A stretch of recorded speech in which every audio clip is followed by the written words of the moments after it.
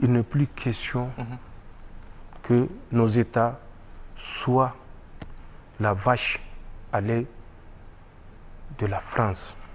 La monnaie, c'est un signe de souveraineté.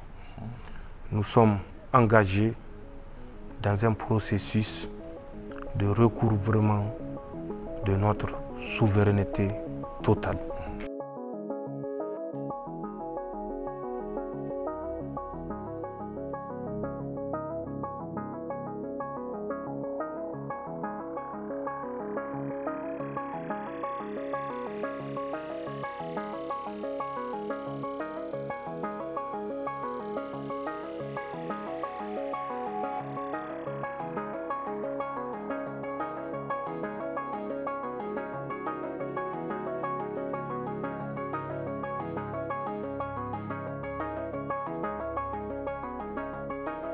Je pense que c'est politique. Il y a eu beaucoup d'amalgames.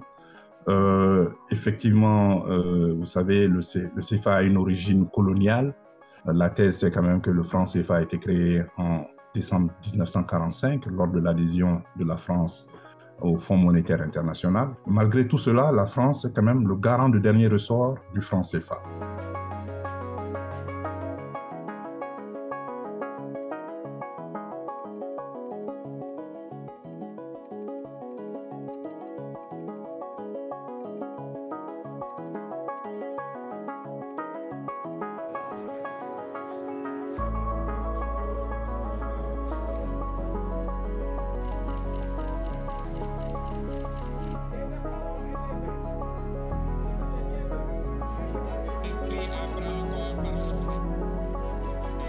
Si d'aventure ils décidaient de sortir du franc CFA pour battre leur propre monnaie, la plupart des économistes sont d'accord sur ce point.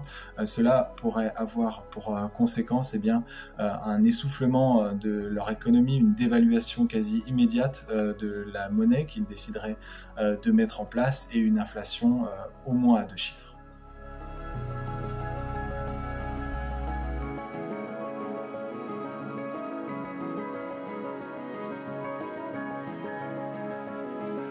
Signé pour le Burkina Faso, le président de la NOC, c'est Kassam.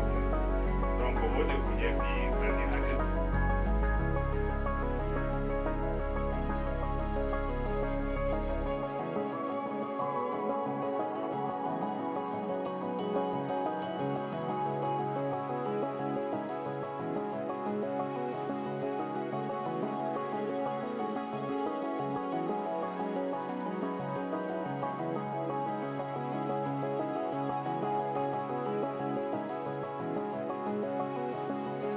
Les conséquences pour les pays voisins sont pour l'instant difficiles à anticiper. Tout dépendrait des accords qui sont signés entre les pays qui décident de sortir du franc CFA et de battre leur nouvelle monnaie et puis leurs voisins directs. Mais par exemple, on pourrait effectivement imaginer une hausse des coûts, une hausse de l'inflation. Par exemple, le Mali exporte beaucoup de viande bovine vers la Côte d'Ivoire. Eh bien, on peut imaginer que, étant donné qu'ils n'ont plus la même monnaie et qu'il risque d'y avoir des droits de douane, le kilo de bœuf en provenance du Mali pourrait coûter beaucoup plus cher à la Côte d'Ivoire, par exemple.